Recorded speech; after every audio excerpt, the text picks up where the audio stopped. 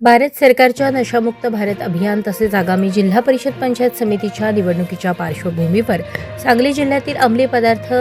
वितरण विक्री तसेच नशाखोरीवर अंकुश ठेवून अंमली पदार्थ विक्री तसेच वितरण करणारे संशयित इसमांच्या विरोधात प्रभावी व सातत्यपूर्ण कारवाईसाठी संदीप घुगे, पोलीस अधीक्षक सांगली, कल्पना बारवकर, अप्पर पोलीस अधीक्षक सांगली, प्रणिल गिल्डा, उपविभागीय पोलीस अधिकारी मिरज विभाग यांनी विशेष सूचना देऊन गांजा वितरण विक्री करणाऱ्या लोकांवर प्रभावी कारवाई करून गुन्हे दाखल करण्याबाबत आदेश दिले होते। त्या आदेशाप्रमाणे संदीप शिंदे, सहाय्यक पोलीस निरीक्षक प्रभारी,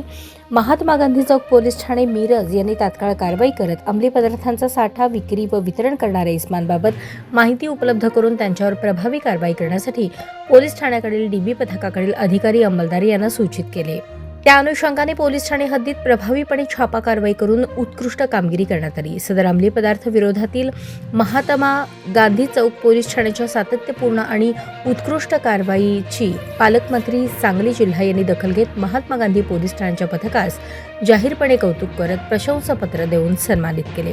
वरिष्ठांच्या आदेशाप्रमाणे नशाखोरी आणि अंमली पदार्थ विक्री रोखण्याच्या अनुषंगाने महात्मा गांधी पोलीस ठाण्याकडील पोलीस पथक पोलीस ठाणे हद्दीत पेट्रोलिंग करत असताना अंमली पदार्थांचा साठा, विक्री आणि वितरण करणाऱ्या इस्मांबाबत माहिती घेत असताना संदीप शिंदे, सहाय्यक पोलीस निरीक्षक प्रभारी, महात्मा गांधी चौक पोलीस ठाणे मिरज यांना 29 जानेवारी रोजी गोपनीय माहिती मिळाली की सांगली जिल्ह्यात तसेच कर्नाटक राज्यात अवैधरित्या गांजा विक्रीचे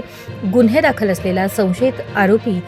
नवाज सलीम मकानदार हा नशेसाठी वापरण्यात येणारा गांजा नामक अंमली पदार्थाची विक्री करण्यासाठी मिरज येथील डॉक्टर आंबेडकर उद्यानाच्या पाठीमागील बाजूस बोळात येणार आहे। खात्रीलायक बातमीनुसार